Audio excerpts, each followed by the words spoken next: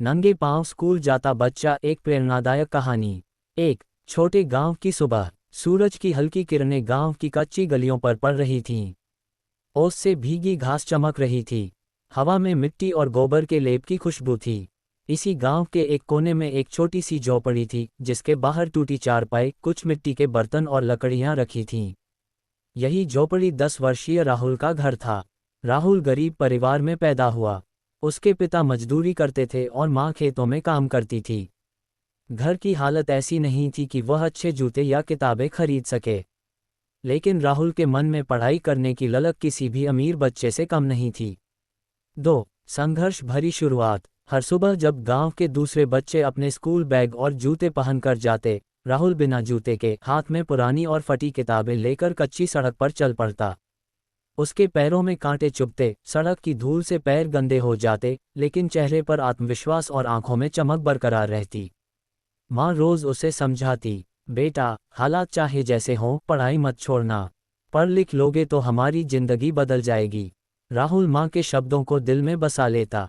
3 school का माहौल। गांव का सरकारी स्कूल भी साधारण था। टूटी चारदीवारी, एक छोटा मैदान और कुछ पुराने कमरे। लेकिन राहुल को ये सब मायने नहीं रखता था। वह हमेशा सबसे पहले पहुंचकर झाड़ू लगाता, ब्लैकबोर्ड साफ करता और अपनी जगह पर बैठ जाता। उसके दोस्त कभी कभी चिढ़ाते, अरे राहुल, तेरे पास जूते नहीं हैं क्या? ये फटी किताबों से पढ़ेगा। राहुल बस मुस्कुरा देता और कहता, एक दिन मेरी किताबें नई होंगी और मेरे जूते भी। 4 पढ़ाई में लगन। राहुल हर विषय में अच्छा था।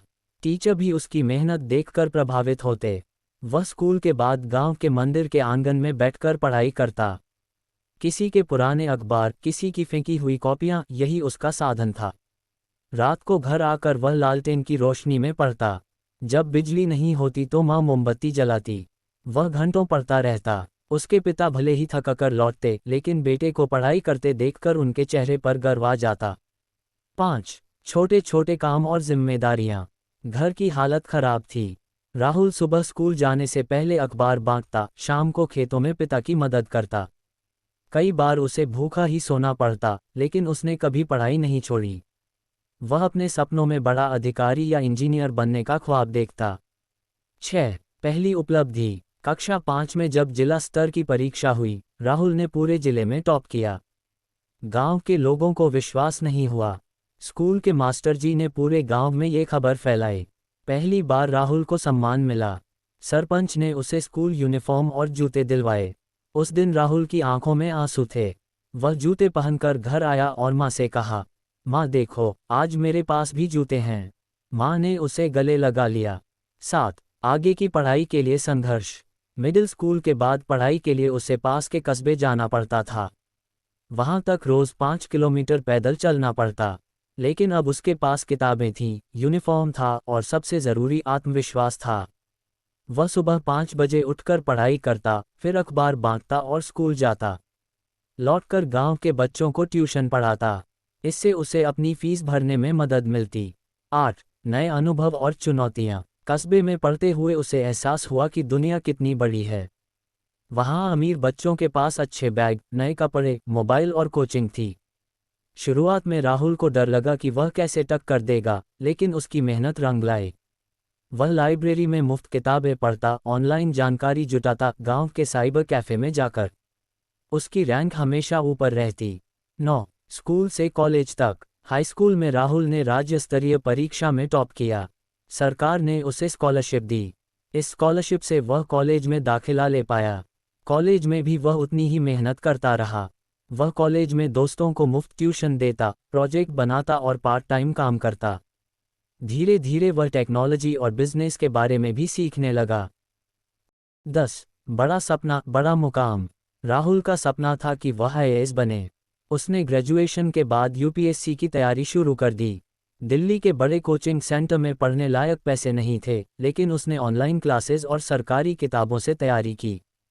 पहले प्रयास में वह प्रीलिम्स में ही रह गया।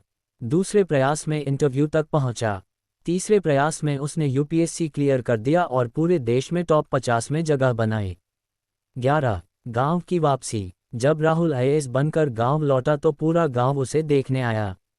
वही लड़का जो नंगे पांव स्कूल जाता था, अब सफ़ेद शर्ट और नीली टाई में सरकारी गाड़ी से उतरा। गांव के लोग गर्व से भर उठे। उसने अपने गांव के स्कूल को नई इमारत बनवाने के लिए फंड दिया। गरीब बच्चों के लिए जूते, किताबें और यूनिफॉर्म दिलवाए। 12. संदेश, सपनों की उड़ान। राहुल ने अपने भाषण में कहा, गरीबी कभी सपनों को नहीं रोक सकती।